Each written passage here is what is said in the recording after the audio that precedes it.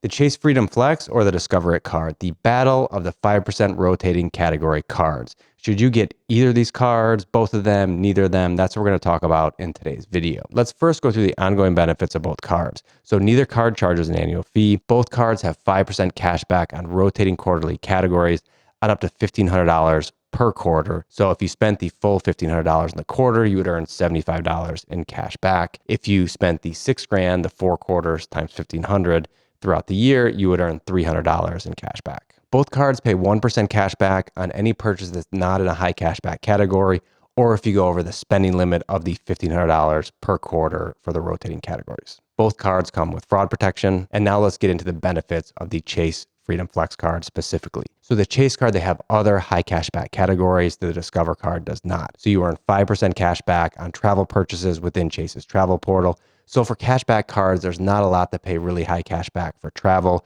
So with Chase, it is just within the travel portal, but it's nice that you're earning 5% cash back on travel. You also earn 3% cash back on dining, including delivery services, as well as 3% cash back at drugstores, another category that's not so common amongst other cards. So this is a nice perk with the Chase Freedom Flex. They also have some additional benefits you can find here under service and protection, such as extended warranties, purchase protection. So if something were damaged and stolen, they'll pay up to $500 per claim, travel cancellation interruption insurance, cell phone protection, and others. Also with the Freedom Flex card, you can earn higher redemption values than the cashback percentages that I just mentioned. One quick thing I want to mention here is you're not getting straight cash back. With the Discover card, you go into your account, it's going to show you a cashback value that you have in your account.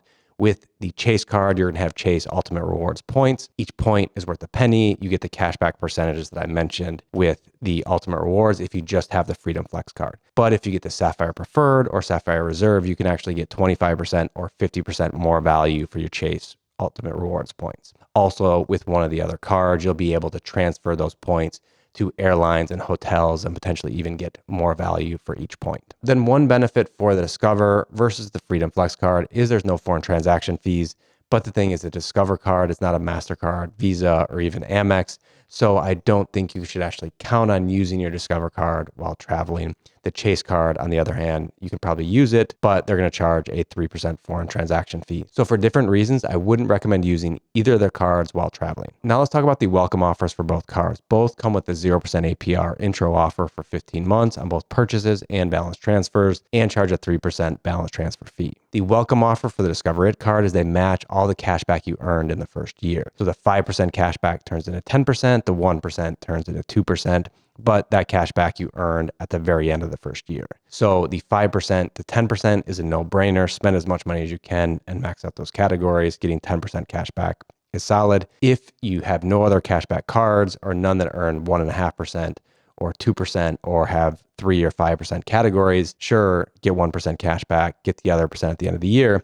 But for example, if you have the SoFi card, the Citi Double Cash, the Wells Fargo Active Cash, and you can just earn that 2% cash back immediately instead of waiting for half of it at the end of the year, I think it makes sense to spend money on those cards as opposed to getting a cashback match. So some people say, hey, there's this unlimited value of cashback that you could earn, but I think for a lot of people, it makes sense to not put in a limited amount of money on the Discover card, only to max out the rotating categories. Now let's talk about the welcome offer for the Chase Freedom Flex. So you earn $200 cash back after spending $500 in the first 3 months. So that's a 40% return on that spending, plus the cash back, depending on in which category you spent that $500. Also, you can earn 5% cash back at gas stations on up to $6,000 within the first year. So 5% times $6,000 is $300, but that's not really the total value on this card because you have to think about if you had the Discover It card, you would be earning 2% cash back, 1% plus 1%. So really the benefit of the Freedom Flex card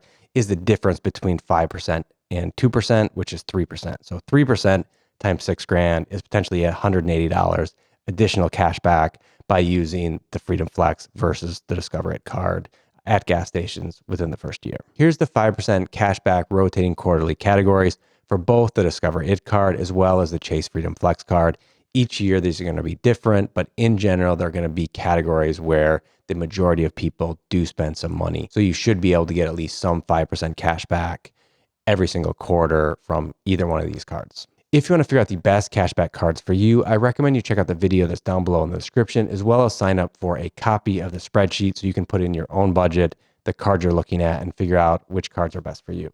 Now let's talk about who these cards are for. For me, the Discover It card is for a beginner, someone who's just starting to build their credit, or someone who's rebuilding their credit. There's a couple reasons for that. So the card, I think a lot of people get approved for if they're really, really young. This can be their first credit card. Also, with the pre-approval process that they have, you'll get steered into the card they think is best for you. So if you don't qualify for the main Discover It card, they have a student card, they have a secured card. So you can probably get one of those cards and start building your credit with something with Discover. Also, if it's your first credit card, the 1% cash back that turns into 2% cash back is a great 2% card for your first card. If you make on-time payments and have low utilization, by the end of say 6 months or the year, you should have a pretty high credit score, and you should be able to go out and get other credit cards and start building out your card portfolio, getting high cash back or points for your spending. As an example, I've heard people who are 18 or 19 years old who have no credit history getting approved for the normal Discover It card, as well as someone who had some credit problems, hadn't gotten any new cards for a couple of years, and was approved for the Discover It as kind of the first new card as they were rebuilding their credit. Also, if you have a couple of cards that you're using that give you high cash back or points in your main spending categories, and you think you could benefit from the categories where you're earning 5% cash back, a short detour here. So Chase has what's called the 524 rule. So if you've gotten 5 credit cards within the last 24 months, they won't approve you for another card. So I think for the Discover It card, if you are at way over 524, or if you haven't gotten any credit cards over the last 2 years, then maybe you can add the Discover It card so that you can get 5% cash back on a quarterly basis for the different categories. But the thing is here, I would first make sure that you have cards where you have high cash back or points in the main areas where you spend money.